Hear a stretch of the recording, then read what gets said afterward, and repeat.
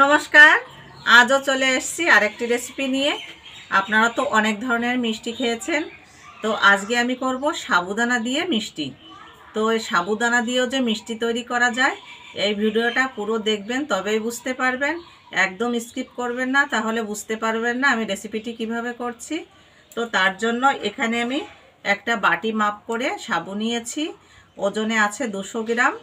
তো এই বাটি মেপে নিলে কি হবে, পরবর্তীতে যে উপকরণগুলো আমি দেব তাহলে মাপটা বুঝতে সুবিধা হবে। এবার একটা পাত্র নিয়ে নেব, সাবুটা ঢেলে নেব। সাবুটা এবার 2-3 বার জলটা পাল্টিয়ে ভালো করে ধুয়ে নেব। এইভাবে সাবুটা ভালো করে ধুয়ে নেব। সাবুটা এখানে 2-3 বার জলটা পাল্টিয়ে ভালো করে ধুয়ে নিয়েছি। এখানে আমি ফুটন্ত গরম জল নিয়েছি। যে বাটি মাপ করে আমি সাবুটা নিয়েছিলাম, সেই বাটি মাপ করে 1 বাটি গরম জল দেব। এইভাবে জলটা যদি ফুটিয়ে নেওয়া হয় তাহলে খুব সহজেই সাবুটা গলে যাবে। এবার জলটা দিয়ে দেব। এবার গরম জলটা দিয়ে দেব। জলটা খুব গরম আছে, যেহেতু ফুটন্ত জল, তাই আর হাত লাগালাম না। এইভাবে চামচ দিয়ে একটু সুন্দর করে ভিজিয়ে নিলাম। ঢাকা দিয়ে 10 মিনিট এইভাবে রেখে দেব। এবার ঢাকনাটা তুলে নেব। এই দেখুন, জলটা একদম টেনে গেছে আর সাবুটা কত সুন্দর ফুলে উঠেছে আর গলেও গেছে। দেখুন, ব্যালেন্সটা ঠিক রাখার জন্য সামান্য একটু লবণ, এখানে চিনিটা পাউডার করে নিয়েছি। 2 চামচ দিয়ে দিলাম চিনির গুঁড়ো। 1 বাটি গুঁড়ো দুধ। এই দুধটা দিলে খুবই টেস্টি হবে খেতে। সব কিছু দিয়ে এবার ভালো করে মেখে নেব। এইভাবে একটা ডোর মতন করে নিতে হবে। হাতটা ভালো করে ধুয়ে নিয়েছি। এবার হাতে একটু ঘি মেখে নেব, তাহলে মিষ্টির শেপটা দিতে সুবিধা হবে। এইভাবে একটু ঘি মেখে নিলে।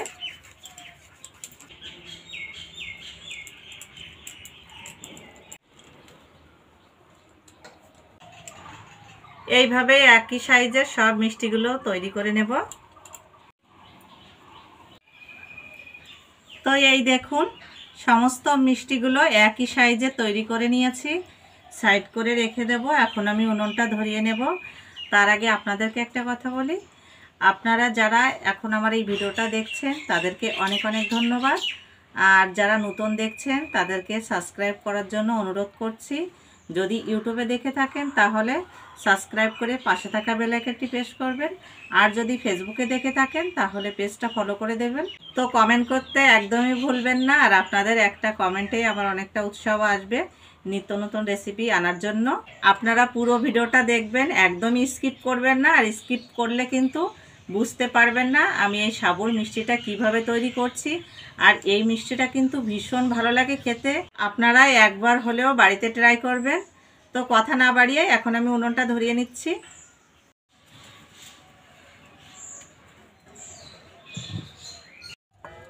এখানে আমি 500 গ্রাম দুধ জ্বালিয়ে রেখেছি আগের থেকে ঘন করে। আর একটু জ্বালিয়ে নেব। এইভাবে দুধটা জাল করে নেব। চিনির গুঁড়ো দেব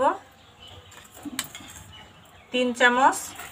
চিনিটা এখানে আপনাদের পছন্দ অনুযায়ী দেবেন, বেশিও দিতে পারেন অথবা কমও দিতে পারেন। 3টে এলাচ নিয়েছি, তাহলে ফ্লেভারটা খুব সুন্দর আসবে। দুধটা এখানে ভালো করে জাল করে নিয়েছি। এখন মিষ্টিগুলো দিয়ে দেব। মিষ্টিটা দেওয়ার পরে মিডিয়াম আঁচে জাল করে নিতে হবে।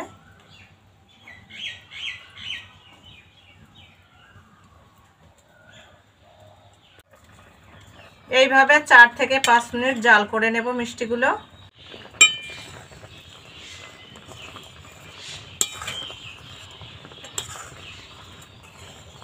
এই দেখুন, দুধটা জাল করে কতটা ঘন করে নিয়েছি। এখন নামিয়ে নেব।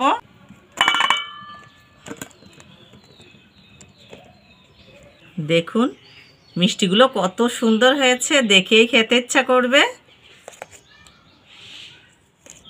একদম দুধের রসে ভরা। প্লেটটা সাজিয়ে নেব।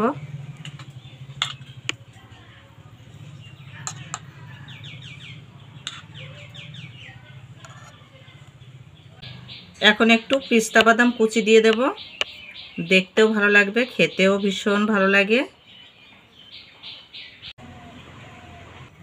তো দেখুন আপনারা কতটা সহজে আমি মিষ্টিগুলো তৈরি করে নিয়েছি। আর সাবু দিয়েও যে মিষ্টি তৈরি করা যায় আপনারা তো দেখে বুঝতেই পারছেন। আজ এই পর্যন্ত। আপনারা ভালো থাকবেন, সুস্থ থাকবেন। দেখা হচ্ছে আবার কোনো রেসিপি নিয়ে।